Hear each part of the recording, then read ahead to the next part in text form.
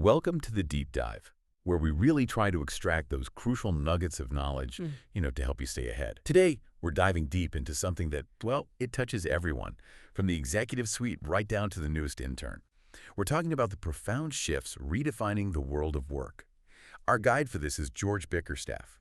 His insights span healthcare, tech, finance, a really broad perspective. And he lays out this compelling idea that work is no longer a place. It's a process, a platform, and a mindset. This isn't just theory either. Like Bickerstaff points out how companies clinging to old office mandates, they often saw big drops, double digits sometimes, in employee satisfaction. That really shows how much this has changed. So we're going to unpack how and why this is happening, and crucially what it means for you, for your career, your team, your whole organization.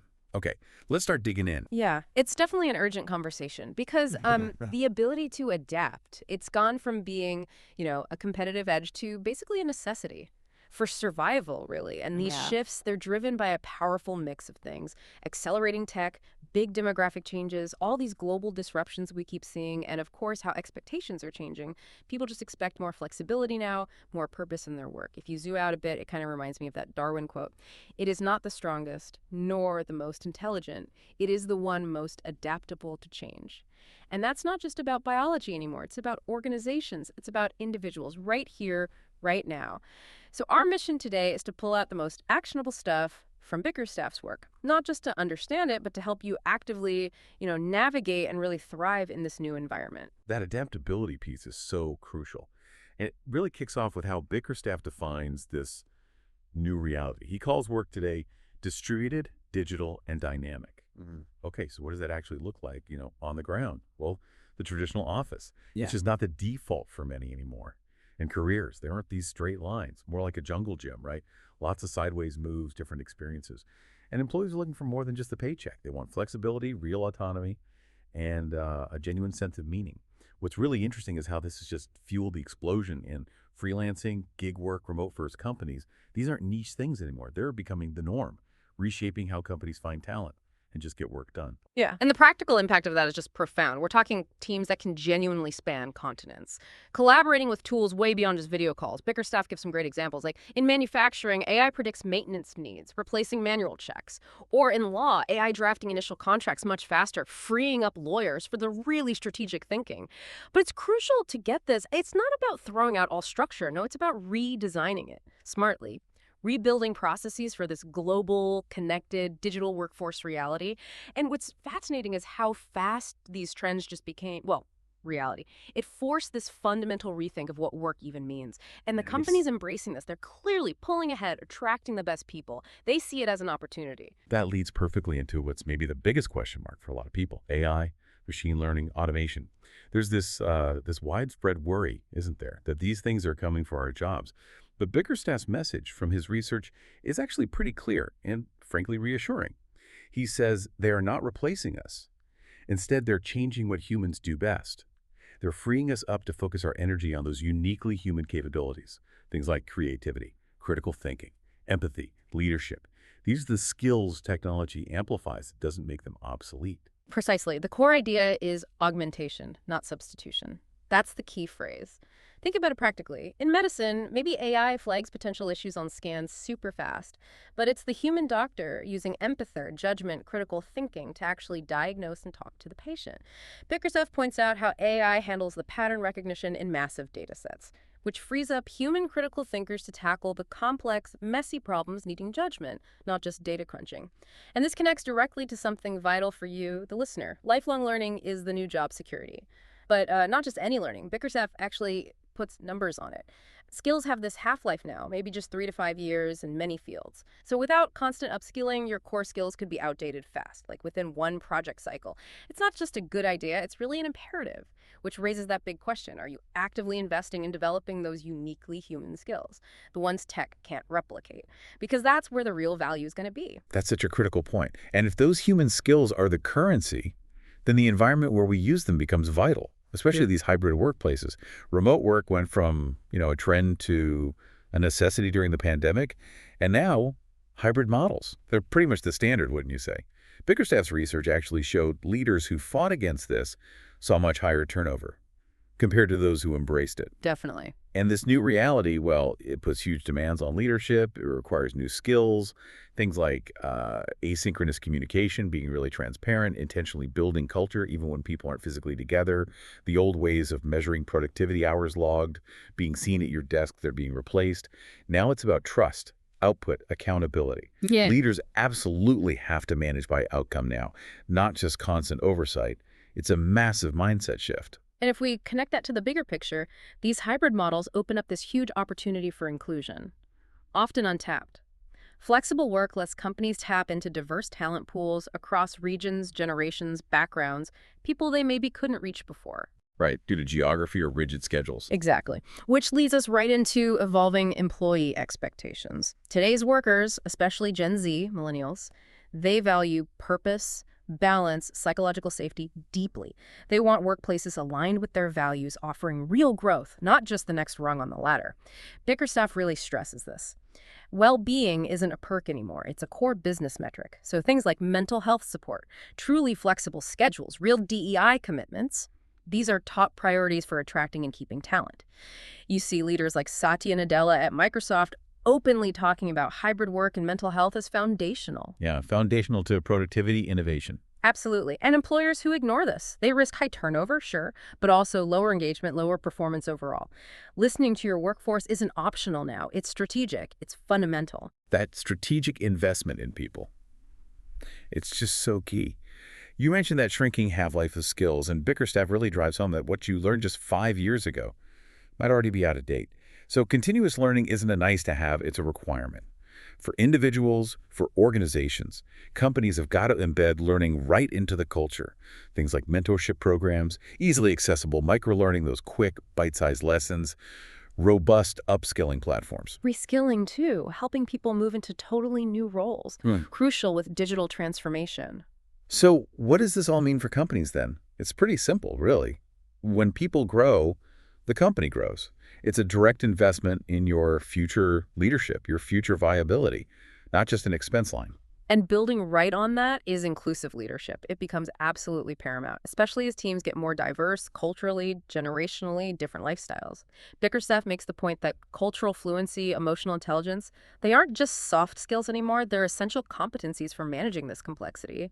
But inclusion, it's much more than just hiring diverse people. Right, it's about the environment. Exactly. It's about actively creating environments where all voices are heard, respected, and genuinely empowered to contribute their unique views, where people feel they belong.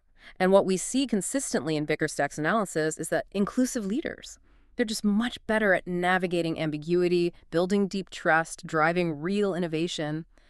These qualities are what will define high-performing teams going forward. They allow teams to excel in this unpredictable world. I really like how these ideas connect and build on each other. It creates such a clearer picture. That traditional career ladder, the straight climb up. Bickerstaff says it's morphing into career lattices. Think less straight up, more like that jungle gym idea again. Employees want varied experiences, lateral moves, chances to work on passion projects, not just the next title up. Yeah, much more dynamic. And this also means those old annual performance reviews are giving way to something different. Continuous feedback, ongoing coaching, development-focused check-ins. It's more agile, more supportive. What's fascinating is how this seems to benefit everyone. Companies offering these flexible paths, genuinely linking performance to purpose. They see better retention, higher morale, a more adaptable workforce. It's about working smarter, with real intention, not just harder. And that dive into purpose is just so critical right now. Employees are increasingly asking this fundamental question: does my work actually matter beyond just the profit? And Bickerstaff's data is pretty clear. Organizations that can connect their mission to broader social or environmental impact, they're winning. Winning hearts, headlines, market share. When people feel their work has meaning, motivation just soars. Loyalty, too. These companies often outperform their peers, financially and culturally. He mentions a tech firm, I think, that saw a 25% jump in Gen Z applications after linking engineering projects to sustainability goals. Purpose is a huge talent magnet. Wow, that's tangible. It is. But the crucial thing here is it can't just be slogans. Glossy brochures aren't enough. As Bickerstaff emphasizes, it has to be genuine alignment. Leaders have to consistently walk the talk. Embed that purpose into strategy, into operations, into the daily culture. It needs to be authentic, lived every day. So kind of wrapping all these shifts together, what we're seeing is this dramatic evolution in leadership itself. Huh? Leaders aren't just managers anymore, or even commanders. They really need to be coaches, visionaries, change agents. Those old command and control models, they're really giving way to empathy, adaptability, radical transparency. Would have to. Communication especially is just everything, particularly in these hybrid setups. Bickerstaff hammers this point. Leaders need to be present, accessible, emotionally intelligent to connect dispersed teams and build that trust.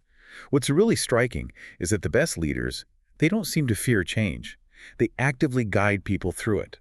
With clarity, with courage, they see it as an opportunity, not a threat, and they monitor that for everyone. And looking ahead, well, the nature of work is absolutely going to keep evolving, no question. We've got ongoing global uncertainty, climate change impacts, generative AI racing forward, shifting social expectations.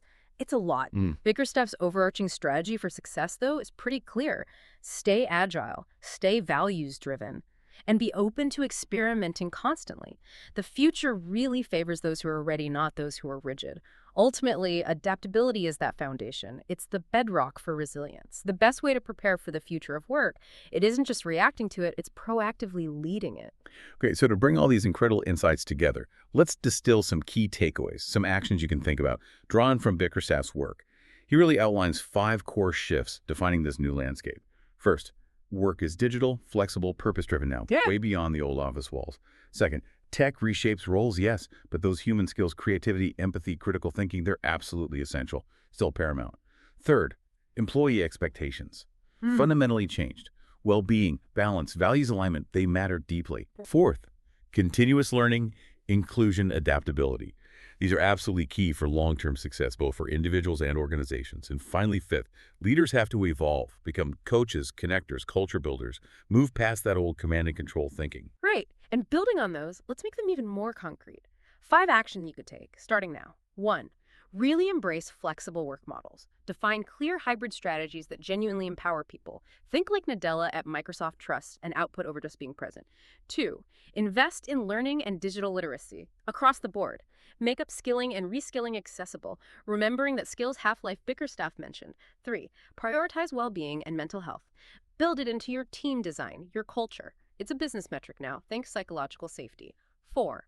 Align your mission with purpose. Broader social, environmental impact. Make sure it's authentic, embedded, not just marketing talk. Gen Z especially demands this. And 5. Lead with empathy, communication, transparency. Be a guide, a coach. Foster connection, especially when teams are spread out. And, just as important, maybe 5 actions not to take. Things Bickerstaff warns against. 1. Don't assume old management models just translate. They probably won't work in these new contexts. 2. Don't ignore the mental and emotional needs of your people. The cost and turnover, engagement, it's just too high. 3. Don't resist tech change. Learn to integrate it wisely. Augmentation, remember. 4. Don't delay on DEI. Diversity, equity, inclusion, they're fundamental now for innovation, for attracting talent. And 5, don't underestimate trust. In high-performing teams, especially flexible ones, it's the absolute bedrock of autonomy and accountability. Wow. That is just an incredible amount of practical, really forward-looking insight packed in there. The value of understanding these shifts, it's not just about theory, is it? It's about giving you that actionable intelligence to really navigate and thrive in today's professional world. Indeed. It really is. And maybe to leave you with one final thought to chew on. In a world where change really is the only constant, what's one specific assumption you currently hold about work? Maybe it's about productivity, maybe leadership, maybe career paths. What's one assumption you're now willing to question, or maybe even experiment with, to better lead yourself and lead others into whatever comes next? That's a truly powerful question to ponder. Thank you so much for joining us on this deep dive today. We really encourage you to reflect on these points, see how they apply in your own context. Until next time.